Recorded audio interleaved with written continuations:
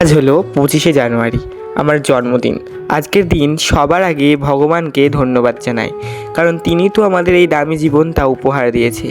আমরা আমাদের জীবনে প্রত্যেক দিন যা কিছু অর্জন করেছি সবটাই তার কৃপায়।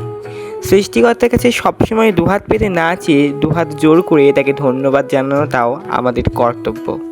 এরপর এসেছি সিদ্ধেশ্বরী মায়ের মন্দিরে। মায়ের ওই দু চোখের দিকে তাকালেই মনের দুঃখ, কষ্ট, বেদনা কোথায় হারিয়ে যায়। মা তো আমাদের করুণাময়ী। তারপর এসেছি শিবজির মন্দিরে। জন্মদিনের সকালটা এভাবেই কেটে গেল। আমি আমার জন্মদিনের বড় ভ্লগটা চ্যানেলে আপলোড করে দিয়েছি। যারা এখনও ভিডিওটা দেখোনি, রিলেটেড ভিডিও সেকশনে লিঙ্ক দেওয়া রয়েছে, সেখান থেকে তোমরা দেখে নিও।